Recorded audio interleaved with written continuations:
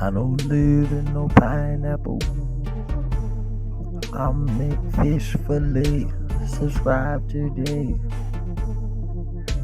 Subscribe. What do you say? Subscribe. When you think of skateboarding, usually think of this. A lot of us see skateboarding like this on a daily basis. Nothing but progression, style, and innovation. But what if I told you it took time to get this good? Skateboarding back in the 70s looked like this. This. Acadia is favored to win, but Russ Howell of Long Beach. The popularity of skateboarding paled to the mainstream because of these guys. Santa Monica became the mecca of skateboarding innovation. Everyone from the area either surfed, skateboarded, or roller skated. Dogtown birthed a new style never seen, and it mimicked surfing waves on the street. But the biggest innovation that came out of Dogtown was skating bowls. So these guys used to drain regular swimming pools because there was a drought in California at the time. Back in the day, I don't know why I did this, but that's what a drought looks like in California.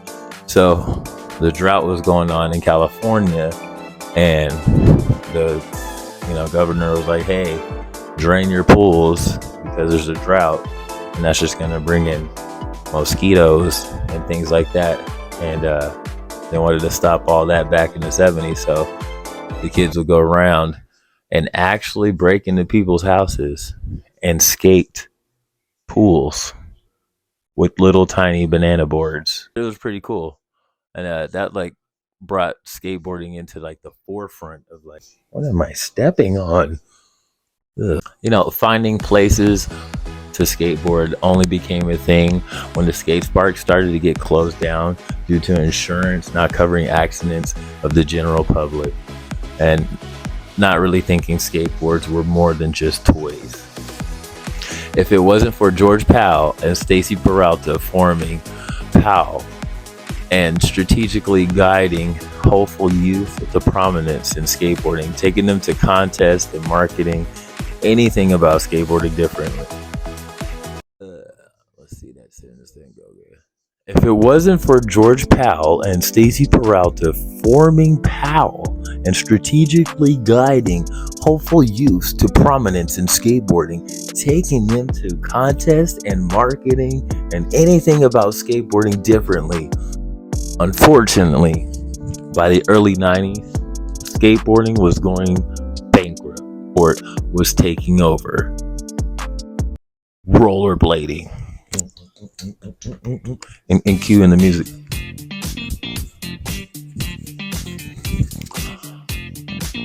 The sport had 29.1 million participants, and skateboarding only had 4.5 million.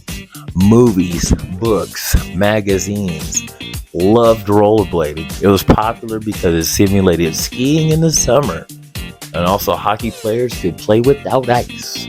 But from the beginning, I believe rollerblading was doomed. The inventors of rollerblade had a financial manager that embezzled $100,000. It crippled them to the point of this guy, I forgot his name, but he came up and he was like, hey, I want to buy the company.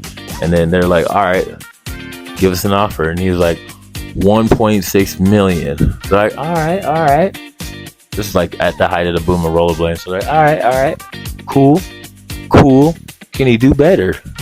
And then once that $100,000 thing went down, then they're like, oh man, we really need money. And then the guy was like, I see you really need money. So how's $100,000? And they actually sold the company for $100,000 and 1% stake of the company. So I think that's bad. But marketers of rollerblading wanted rollerblading to become the newest trend. So they made ads in Santa Monica, California, and it paid off in 1986. But the drawback to the 1980s rollerblading scene was that it was marketed to yuppies and clean cut image people. So it's like pastors would be rollerblading, like rollerblade for Jesus, and rollerblade for soul, and all this soul skate, and it's all about the soul, man. I don't even know where the spiritual soul thing came from.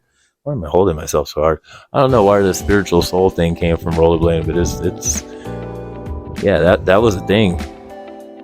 But until the early 90s, where they started jumping ramps and grinding rails, and then in the 10 years of rollerblading exploded to bigger tricks and better skill, and then they changed the name to aggressive inline, so it was in your face. And in 1991, rollerblading was worth $100 million.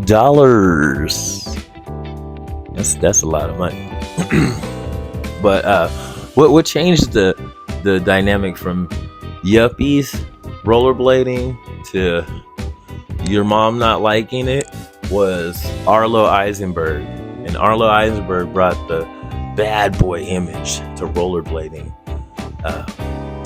He made it more cool and accepting because he was like against the form of the 1980s skaters, and they're doing a lot more sliding tricks and leg maneuvers and getting really good. And then they gave you like the bad boy little personification, like when they're riding the bus to the spot, and like, my mom doesn't like me, and they're like, go skate, and then they go rollerblade. So yeah, it was like the vibe of the 90s, Nirvana and stuff. So through the boom of rollerblading, right, the X Games was birth. In 1995, though, that was the deletion of rollerblading forever. So I'm going to get into that. Make sure you like and subscribe. And we're going to talk about how the rise and fall and rise and fall again and rise again of skateboarding was helped in part by rollerblading, and smear campaigns. It's all good, I'm happy because, I'm riding. So rollerblading dropping off of the earth of the X Games, competition was the major exposure for rollerblading. Without the contest scenes being broadcasting like before, it slowly ruined the sport and the passion of rollerblading among the masses. X Games released a statement saying that rollerblading is a strong sport in other countries. But as you can see, the sport isn't growing domestically at the rate of our other sports. We'd rather have Tony Hawk, Bucky Lasek, Dave Mirra. They couldn't take the loss financially. That's what it all came down to.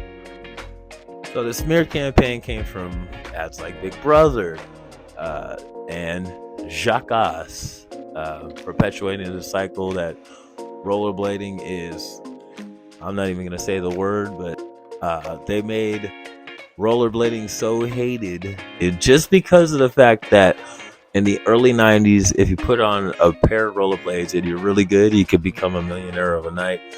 And America loves a struggle story. And that's why skateboarding is alive and strong today. Yeah. Thank you for watching. And I hope you like and subscribe, and I'll catch you later. Peace.